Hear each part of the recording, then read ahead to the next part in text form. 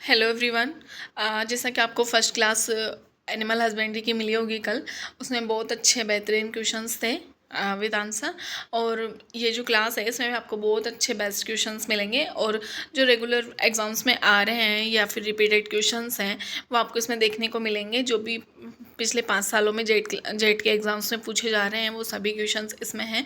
और साथ में आपके श्योरिटी के साथ मैं बोल रही हूँ कि इसमें से आपको क्वेश्चंस देखने को ज़रूर मिलेंगे, क्योंकि जो भी क्वेश्चंस हैं वो बहुत इंपॉर्टेंट हैं और बहुत अच्छे क्वेश्चंस हैं। सो आप लोग ज़्यादा से ज़्यादा देखें, शेयर करें, कमेंट करें, और जो भी वीडियोस की आपको रिक्वायरमेंट है, कोई सा पर्टिकुलर टॉपिक चाहिए तो आप लोग कमेंट करें और हम क्लास स्टार्ट करते हैं। So final product of the silage making must have, मतलब साइलेज निर्माण के अंतिम उत्पाद में होना चाहिए। तो साइलेज के लिए जनरली जो पीएच रिक्वायरमेंट होती है वो होती है 3.5 टू 4.5, मतलब जो एवरेज पीएच जो होती है वो 4 होती है इसके लिए, ठीक है ना। बेस्ट पीएच 4 मानी जाती है, तो 3.5 से 4.2 तक इसके लिए बेस्ट पीएच होती है। और साथ में जो एसिड प्रेजेंट होता है इसमें तो 2.4% होता है, ठीक है। इसके साथ में मैं आपको बताना चाहूँगी कि साइलेज बनाने के लिए जो सबसे बेस्ट क्रॉप मानी जाती है वो मेज़ या फिर मक्का मानी जाती है, ठीक है। इसके अलावा जो साइलेज होता है जब उसको प्रिपेयर कर लिया जाता है तो उसमें जो मॉइस्चर कंटेंट प्रेजेंट होता है, नमी की मात्रा इसमें 60 से 65% प्रेजेंट होती है, और जो ड्राई मैटर है वो 35 से 40% तक प्रेजेंट होता है। देन नेक्स्ट क्वेश्चन है, रोमंती पशु में किण्वन प्रक्रिया में पैदा होने वाली अत्यधिक गैसों के कारण रुमेन में होने वाली असामान्य फैलाव को क्या कहते हैं। मतलब जब बहुत सारी असामान्य गैसेज भर जाती है पेट में या फिर हो जाती है, ठीक है, तो क्या होता है कि पेट फूलने लग जाता है, ठीक है। मतलब रुमेन जो होता है उसका फैलाव होने लग जाता है असामान्य तरीके से। तो इसमें ऑप्शंस दिए हुए हैं, तीव्र पेरिटोनिटिस, और सेकंड है रुमिनल टेम्पनी, थर्ड है वेगस अपच, और फोर्थ है ट्राइमेटिक रेटिकुलो पेरिटोनिटिस, ठीक है। तो इसका जो राइट आंसर होगा वो होगा रुमिनल टेम्पनी। देन नेक्स्ट क्वेश्चन जो है, मवेशियों में खुरपका और मुंहपका रोग किस कारण होता है। तो ये हमें पता है कि वायरस के कारण होता है। वायरस के भी कुछ इंपॉर्टेंट, जैसे एप्थो वायरस की वजह से होता है, ठीक है। पर्टिकुलरली ये एप्थो वायरस की वजह से होता है।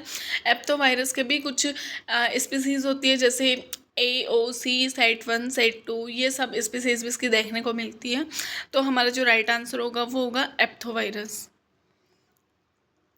नेक्स्ट क्वेश्चन है, किस कुक्कुट या फिर किस पोल्ट्री नस्ल को कालावासी के नाम से जाना जाता है। तो मतलब जो चिक्स की या फिर जो पोल्ट्री की जो कौन सी ऐसी ब्रीड है जिसे हम कालावासी के नाम से जानते हैं। तो इसका जो राइट आंसर होगा वो होगा कड़कनाथ। इसका जनरली जो कड़कनाथ जो ब्रीड है इसको हम मांस के लिए, मतलब मीट प्रोडक्शन के लिए पालते हैं, ठीक है। और इसका मांस जो होता है वो बेस्ट होता है। देन नेक्स्ट क्वेश्चन इज, ऊँट में ट्रिपेनोसोमा इवेंसी के कारण होने वाली बीमारी को यह भी कहा जाता है, मतलब जो ट्रिपेनोसोमा इवेंसी जो पैथोजन है वो कौन सी बीमारी को कोज करता है। इसका क्वेश्चन, ये क्वेश्चन ऐसे हैं, तो इसका जो राइट आंसर होगा वो सुर्रा होगा। सुर्रा का जो कोजल ऑर्गेनिज्म है ट्रिपेनोसोमा इवेंसा ही है, और ये ऊँट में देखने को मिलती है। ऊँट की इम्पोर्टेंट डिजीज़ है ये, ठीक है। देन नेक्स्ट क्वेश्चन है, मेमनों में एंजाइटिक एटेक्सिया या स्वेबेक की बीमारी आहार में कौन से खनिज लवण की कमी के कारण होती है। तो जो मेमने या फिर जो लैम्स होते हैं, ठीक है, लैम्स किसे बोलते हैं हम, जो शिप के जो किड्स होते हैं उसे हम लैम्स बोलते हैं, मतलब भेड़ के जो किड्स होते हैं उन्हें हम लैम्स के नाम से जानते हैं, ठीक है। तो उनमें जो ये बीमारी होती है एंजाइटिक एटेक्सिया या फिर स्वेबेक, जो ये बीमारी है वो किसकी कमी के कारण होती है, कौन से न्यूट्रिएंट की डेफिशिएंसी की वजह से होती है। तो इसका जो राइट आंसर होगा वो होगा कॉपर। देन नेक्स्ट क्वेश्चन, भेड़ों में एंटेरोटॉक्सीमिया या फिर फिड़किया की बीमारी किसके कारण होती है।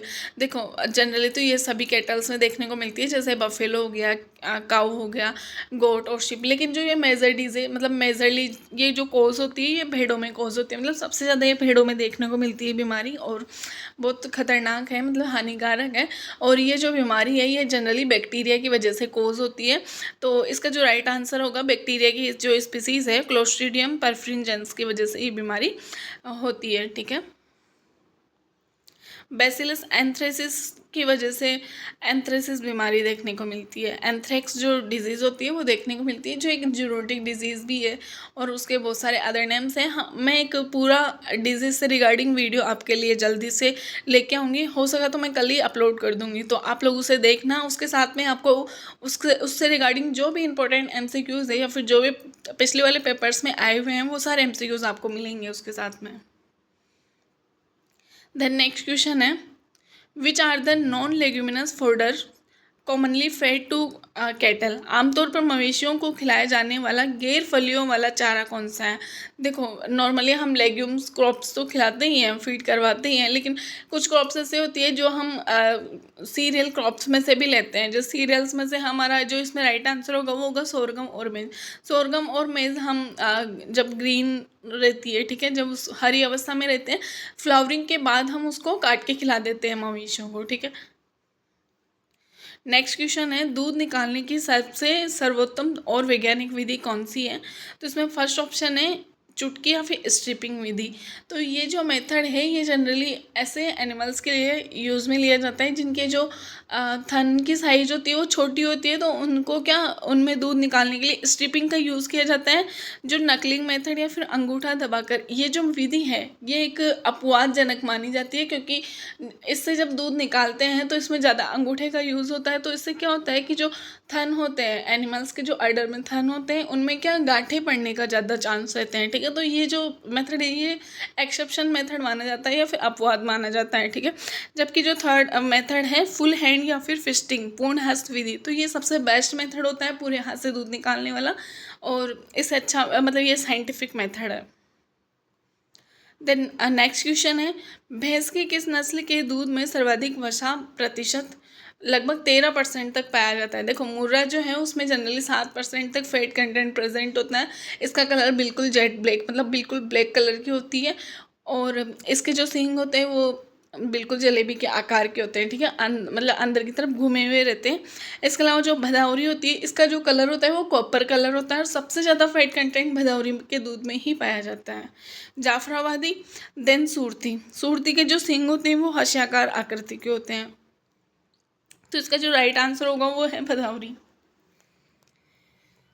गाय के दूध का पीला रंग किसके कारण होता है। तो गाय के दूध का जो पीला रंग है वो कैरोटीन की वजह से होता है, जबकि नॉर्मली जो एनिमल्स हैं उनमें कौन सा प्रोटीन सबसे ज़्यादा पाया जाता है। तो जो कैसीन प्रोटीन जो है वो सबसे ज़्यादा पाया जाता है। लैक्टोज की वजह से मीठा होता है और फैट प्रेजेंट होता है। या फैट जो होता है दूध में वो सबसे ज़्यादा वेरिएबल सब्सटेंस होता है। ठीक है, देन नेक्स्ट क्वेश्चन है, पशुओं में दुग्ध ज्वर या मिल्क फीवर रोग किसकी कमी के कारण होता है। तो जनरली जो एनिमल्स होते हैं उनमें कैल्शियम की कमी की वजह से ही जो मिल्क फीवर है वो देखने को मिलता है। तो इसका जो राइट आंसर होगा वो होगा कैल्शियम। अगर कैल्शियम की कमी हो जाएगी एनिमल्स की बॉडी में तो उनमें मिल्क फीवर जो है डिजीज़ कोज होती है। और जो मिल्क फीवर है उसकी एक स्पेशलिटी है कि जनरली तो क्या जो भी डिजीज़ होती है तो एनिमल्स में टेम्परेचर रेज होता है। ठीक है, उनकी बॉडी का जो होता है टेम्परेचर वो बढ़ जाता है और तेज़ बुखार हो जाता है। लेकिन ये डिजीज़ एक ऐसी डिजीज़ है जिसमें जो एनिमल्स होते हैं उनकी बॉडी का टेम्परेचर कम होता है, मतलब 97 से 98 डिग्री फ़ारेनहाइट तक उनका टेम्परेचर हो जाता है। ठीक है, तो ये एक इनका इम्पोर्टेंट सिम्टम है। और इसके साथ में दूसरा तो है ही कि दुग्ध ज्वर हो रहा है तो ऑब्वियसली दूध की कमी हो जाएगी, मतलब कम दूध देने लग जाएंगी भैंस।